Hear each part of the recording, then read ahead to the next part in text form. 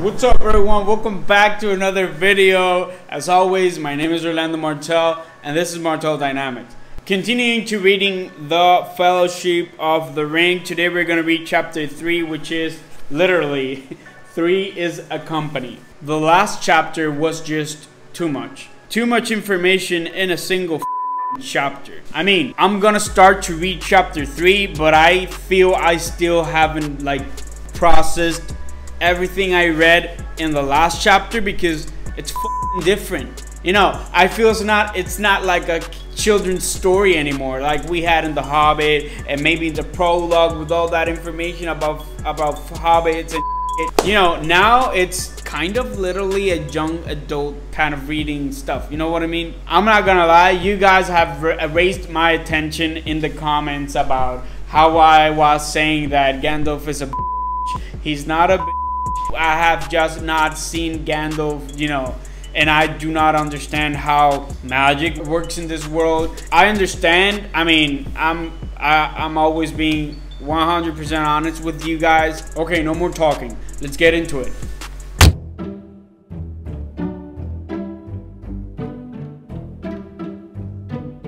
This is what has happened. So Gandalf is saying to Frodo, you ought to go quietly and you ought to go soon. The problem is that 2 or 3 weeks had passed. Still, Frodo made no sign of getting ready to go. He was like hesitating. He wanted to wait. He wanted to wait for his 50th birthday. So Bilbo would have been 128 if he is still alive. I think that Bilbo left with the dwarfs when he was 50 years old, so I think there's a symbolism there that Frodo wants to retain. Frodo and Gandalf are basically arguing about where will Frodo go, in what direction will he go after he leaves. For some reason, he cannot leave by making a drama like Bilbo did, but he cannot leave without saying goodbye neither. So I don't understand what exactly Gandalf is going for. He's going for, I'm gonna leave, bye, but not goodbye, but not so flashy. I don't get it. Everyone in the Shire, or at least in Hobbiton, is now starting to wonder what exactly is happening because Frodo put the bag and hole for sale and he sold it to the Sackville Bagginses, right? So now Frodo and Gandalf are deciphering where will they, or at least Frodo, will go next.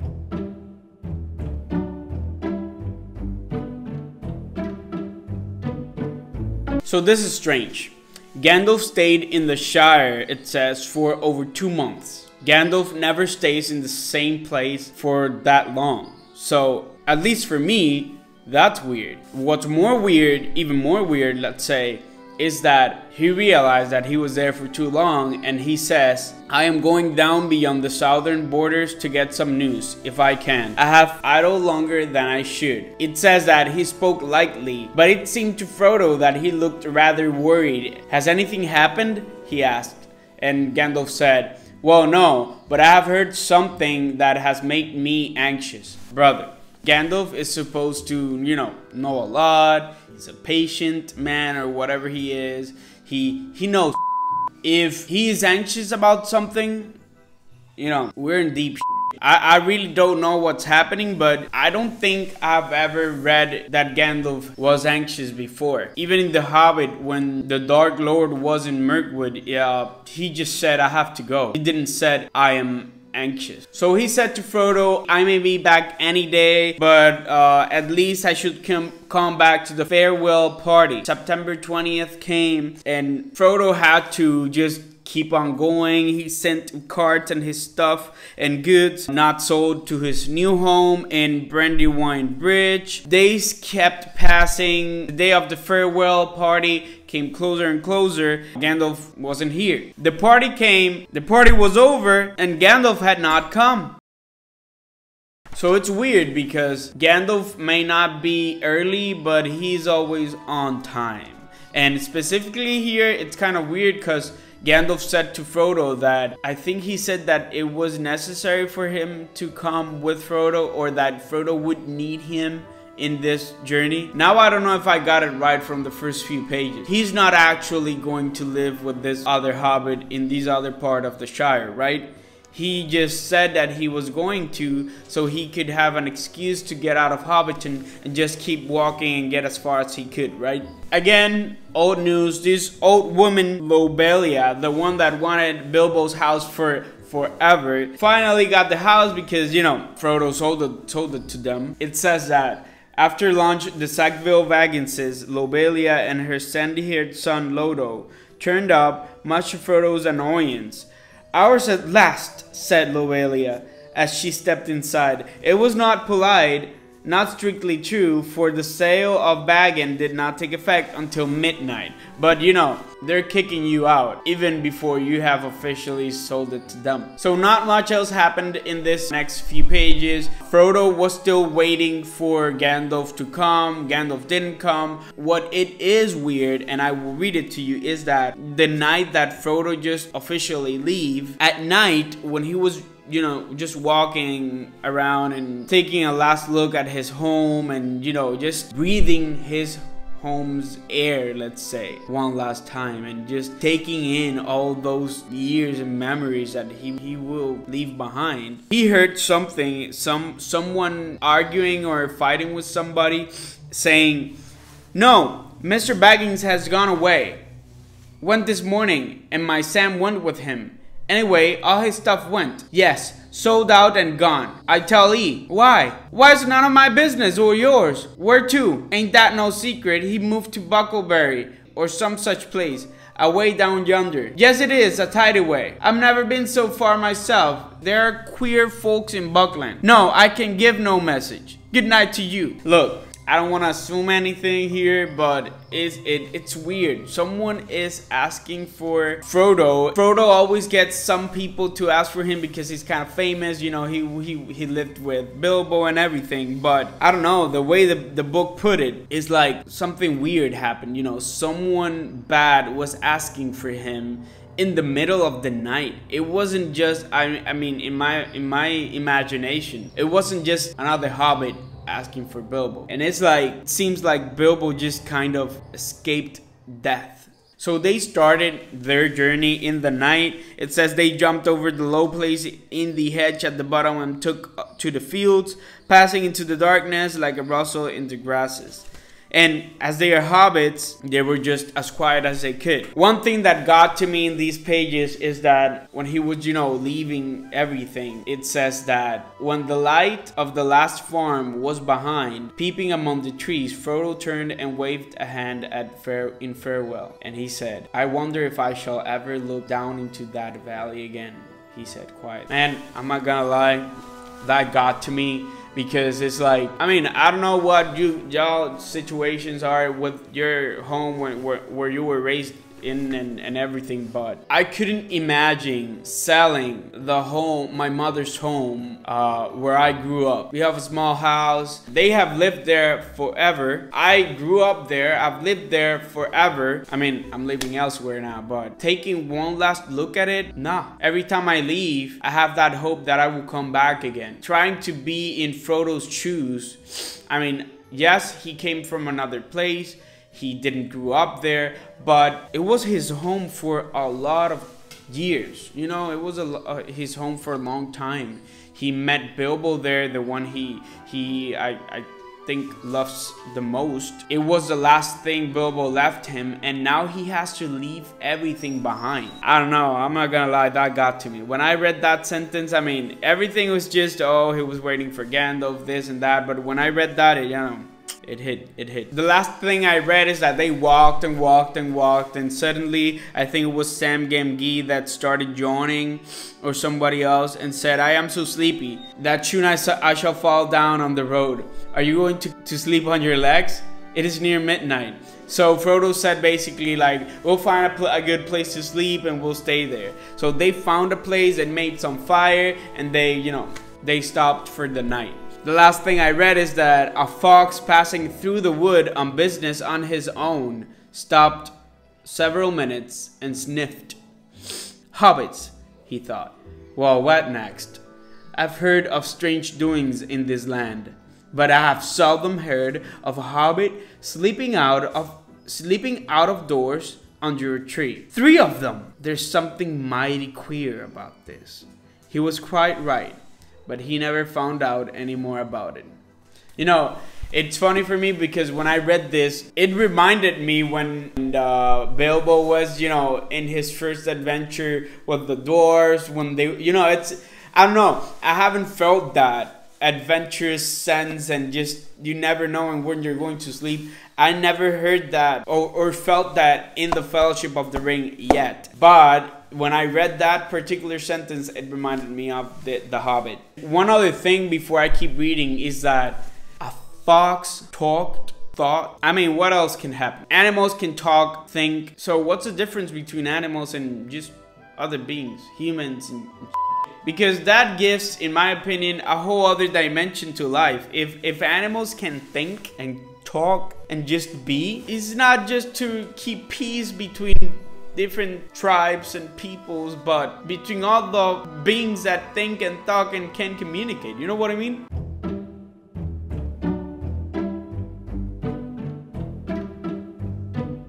Morning came. Frodo woke up first and found that a tree root had made a hole in his back and that his neck was stiff. So that's how they woke up. Frodo said, "It's a beautiful morning." And this guy says, "What's beautiful about it?" said Pippin, peering over the edge of his blanket with one eye. "Sam, get breakfast ready for 9:30. Have you got the bath water hot?" Sam jumped, looking rather bleary. "No, sir, I haven't, sir," he said. This Pippin character is like asking too much, you know what I mean? So they looked for food, they looked for water, they ate, and now they are talking to keep walking on the road. Pippin says, "The road goes on forever," said Pippin, "but I can't without a rest. It's high time for lunch." I don't know how this guy is, but I'm guessing he's fat. He always wants to eat and time for lunch and this and shit and rest. I mean, he's just lazy.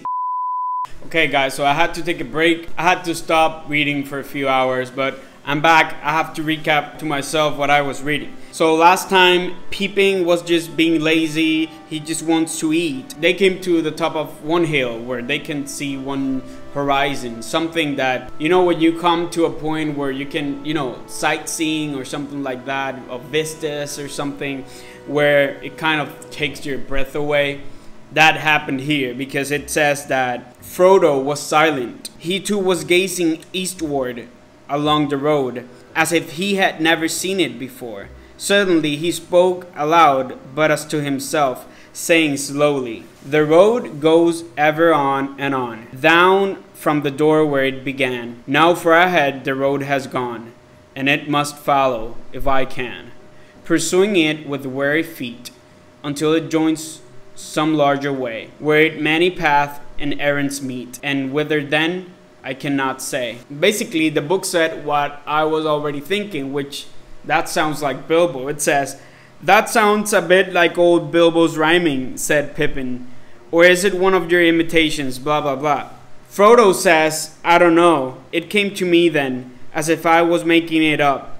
And what I thought when I read that, and what I still think, is that with all probability the ring has something to do with it. Yes, Bilbo and Frodo spent a lot of time together, and naturally when you spend a lot of time with someone, you know, you have the same sayings, you kind of think similarly, you have the same customs almost, but this is maybe a bit too much, you know what I mean?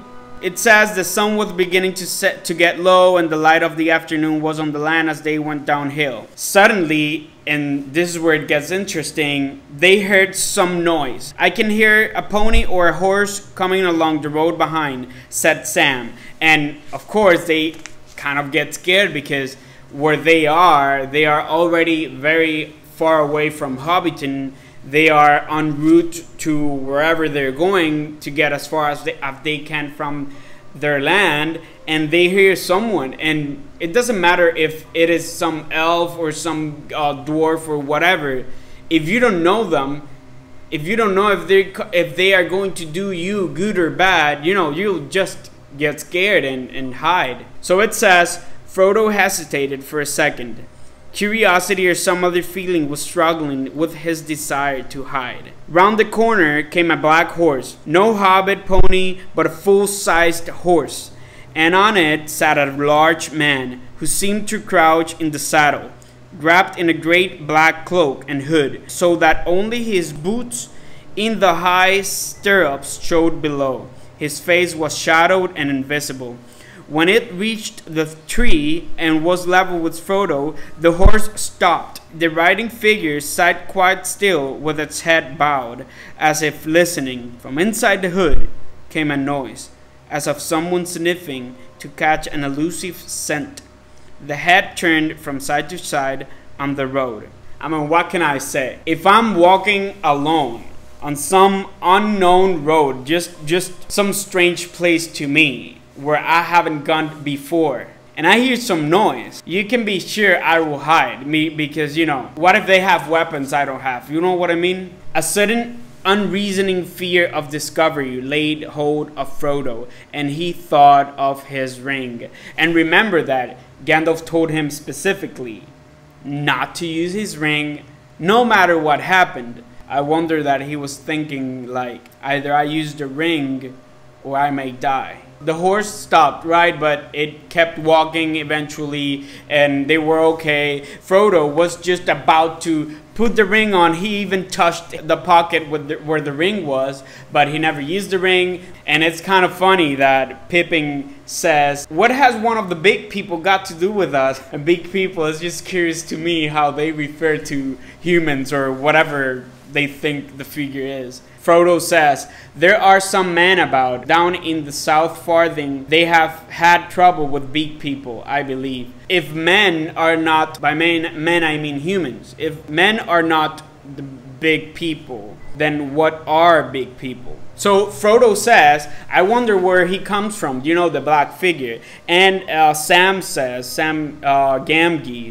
By the way, guys, if I am not pronouncing the names as they should be pronounced, please let me know down in the comments how the names are pronounced. Either Sam Gamgee or Gamgee or however it's pronounced. Please, if I'm not saying it correctly, help me and I will correct myself. So, Sam says, "Begging your pardon, I know where he comes from," referring to the dark figure. "It's from Hobbiton that this here Black Rider comes, unless there's more than one, and I know where he's going to." "What do you mean?" said Frodo, looking at him in astonishment. "Why didn't you speak up before?" And then Sam says, "I have only just remembered, sir.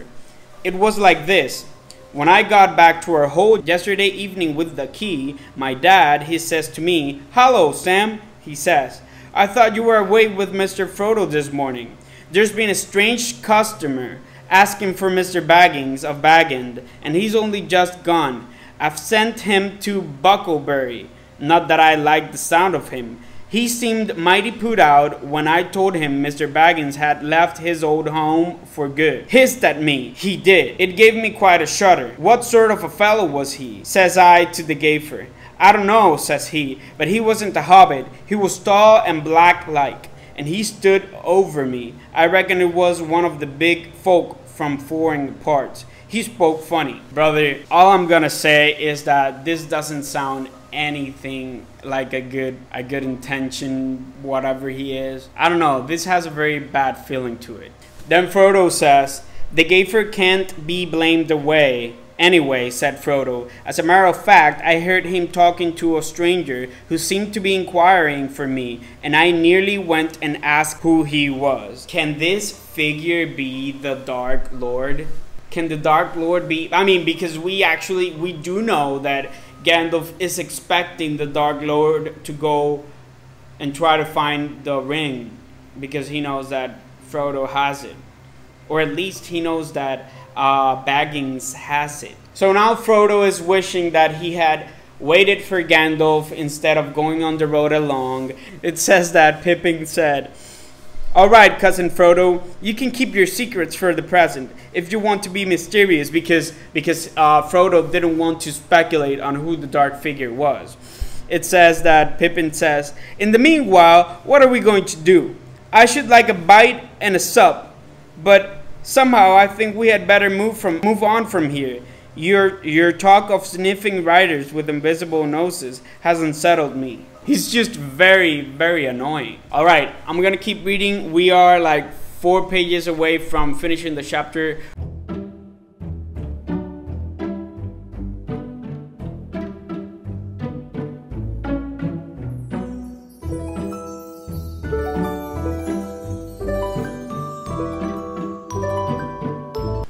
Man, this chapter is weird. So, okay, they kept walking at night between the trees or along the road, but full with trees. It says that they began to hum softly, as hobbits have a way of doing as they walk alone, especially when they are drawing near to home at night. With most hobbits, it is a supper song or a bed song, but these hobbits hummed a walking song, though not, of course, without any mention of supper and bed. And so the song said like this: Up on the hearth the fire is red, beneath the roof there is a bed, but not yet weary are our feet, still round the corner we may meet a sudden tree or standing stone that none have seen but we alone. Tree and flower and leaf and grass, let them pass, let them pass. Hill and water under sky, pass them by, pass them by. Still round the corner there may wait a new road or a secret gate, and though we pass them by today, tomorrow we may come this way, and take the hidden path that run towards the moon or to the sun. Apple, thorn, and nut and slow, let them go, let them go. Sand and stone and pool and dell, fare you well, fare you well.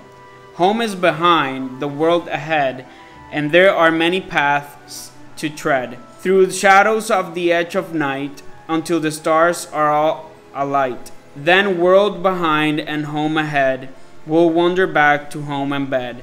Mist and twilight, cloud and shade, away shall fade, away shall fade. Fire and lamp, and meat and bread, and then to bed, and then to bed. So now I'm paying more attention to these poems or songs because I've noticed in the previous chapters and in the Hobbit book that songs are pretty meaningful in this story. And even when the song ended, he kept singing aloud, and now to bed, and now to bed. But Bilbo heard hoofs again. He heard a strange sound, so they stopped, and he was just too close, so they went to the shadows of the trees. Remember that it is at night, so everything is pretty dark. They found the best place they could to hide themselves, which was basically the shades of the trees. And again, this dark figure is trying to find them, whatever it is. It says that once more, the desire to sleep on the ring came over Frodo, but this time it was stronger than before. So strong that almost before he realized what he was doing, his hand was groping his pocket. But at that moment, there came a sound like a mingled song and laughter. Just when the dark figure was just sniffing like a dog, trying to find these hobbits, elves were singing and were drawing closer toward the hobbits and where this figure was. So I don't know if it's okay to say that the figure got scared and left, or the figure was just didn't want to be found. Again with the songs, the elves were singing this song: Snow White, O Lady clear, O Queen beyond the western seas, O light to us that wander here amid the world of woven trees. Githoniel Elbereths, clear are thy eyes and bright thy breath. Snow White, we sing to thee in a far land beyond the sea. O stars that in the sunless year with shining hand by her were sown, in windy fields now bright and clear, we see your silver blossom blown. O Elbereth Githoniel, we still remember, we who dwell in this far land beneath the trees, thy starlight on western seas. So apparently they were high elves, which honestly I don't remember the difference between, I guess, normal elves and high elves. But Frodo says that these high elves are not seen very much in the Shire. So the fact that they saw high elves, it's somehow significant. The elves, and specifically their leader, what's the name? Gildor, asked them what are they doing in trees or hiding in trees at night. So Frodo basically says to them, first of all, how do you know my name? Because somehow they knew his name. And second of all, do you know of a dark rider, a dark figure that was just, you know, trying to find us for some reason? And so the elves didn't want to say to them specifically there. They said the elves did not answer at once, but spoke together softly in their own tongue, as if something secret. I mean, this is obviously a bad thing. This has to be the Dark Lord trying to find them, or at the very least someone trying to look to find them, obeying the Dark Lord's orders. Yeah, it says, at length Gildor turned to the hobbits and said, we will not speak of this here, he said. We think you had best come out with us. It is not our custom, but for this time we will take you on our road, and you shall lodge with us tonight, if you will. So that's where I stopped. I'm gonna keep reading. I think the chapter still has like 2 pages, so I'll probably finish this and then I'll tell you what I read.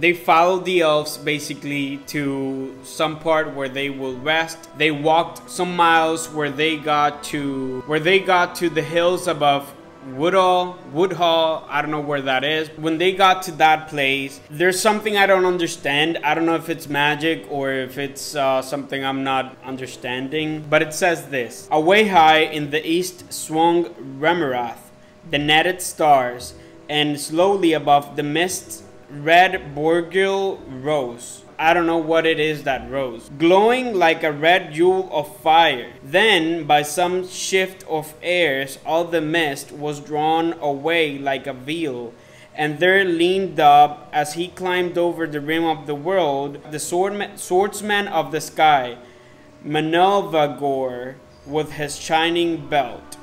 I mean, I don't know what's happening. I don't know if they are interpreting stars or something like that, but suddenly under the trees a fire sprang up with a red light. I don't know what's going on. I don't know if it's magic by the elves or something else. So basically they started eating and drinking and having a good time, and it was a very good meal according to the book. And the elves are very humble because they said to Frodo, like, when we get home, we can give you a better supper, but you know, this will have to do for now. And it was still very good. Frodo kept talking with Gildor. It says that they spoke of many things, old and new, and Frodo questioned Gildor much about happenings in the wide world outside the Shire. But there came a moment where the conversation really got interesting, because Frodo asked, tell me, Gildor, have you ever seen Bilbo since he left us? Gildor smiled. Yes, he answered, twice. He said farewell to us on this very spot, but I saw him once again, far from here. He would say no more about Bilbo, and Frodo felt silent. Let's talk a bit about this. So, where is Bilbo? The author has never told us that he's dead. I mean, I don't want to speculate, but why can't he tell us where he is? He obviously seems to have a very big part on this book or something, because it feels like he is still a very important character. Gildor says, you do not ask me or tell me much that concerns yourself, Frodo, but I already know a little, and I can read more in your face and in the thought behind your questions. You are leaving the Shire, and yet you doubt that you will find what you seek, or accomplish what you intend, or that you will ever return. Is it not that so? I mean, I know from The Hobbit that the elves are very, I don't know if to say intelligent, because it's much more than intelligence. It's like wisdom and some magic stuff. But it almost seems like this Gildor high elf leader is like almost reading Frodo's mind. So Frodo says, it is. But I thought my going was a secret known only to Gandalf and my faithful Sam. He looked down at Sam, who was, sleeping. Gildor says, the secret will not reach the enemy from us. The enemy, said Frodo. Then you know why I am leaving the Shire? And Gildor says, I do not know for what reason the enemy is pursuing you, but I perceive that he is. Strange indeed though that may seem to me. I warned you the peril is now both before you and behind you, and up on either side. I really don't know what that means, because yes, there may be many Dark Lord servants following him, but what exactly it means that it is before, behind, and upper. Gildor is saying basically that bad things are literally surrounding Frodo, but does that mean that Frodo's company, meaning the other two hobbits, are bad, are evil? Frodo says, you mean the riders? I fear that they were servants of the enemy. But what are the Black Riders? Gildor says, has Gandalf told you nothing? And Frodo says, nothing about such creatures. And then Gildor says, then I think it is not for me to say more. Least terror should keep you from your journey. Blah, blah, blah. So Gildor is basically trying to not put his mouth where he shouldn't put it. You know what I mean? Because he's assuming that if Gandalf hasn't told Frodo of these things, then Gandalf maybe has a reason not to. So along the conversation, Frodo basically asks Gildor, what should he do? Should he wait for Gandalf? Because, Gandalf hasn't appeared in the last 2 days.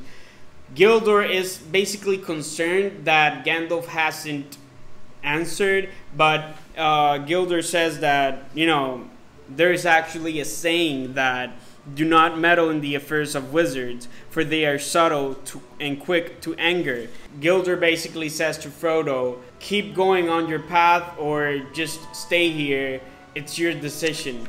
And Frodo very cleverly says, but there's also a saying that do not go to elves for counsel, for they will say both no and yes. And Gildor laughs because it's basically true. But he says like, okay, you want my advice on what you should do? So Gildor says, I think you should go now at once without delay. And if Gandalf does not come before you sent out, then I also advise this. Do not go alone. Take such friends as are trusty and willing.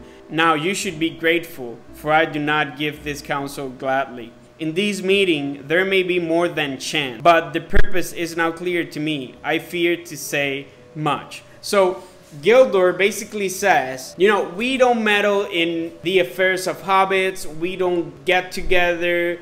It's not that we don't get along. It's just that, they have their own thing and we have our own thing.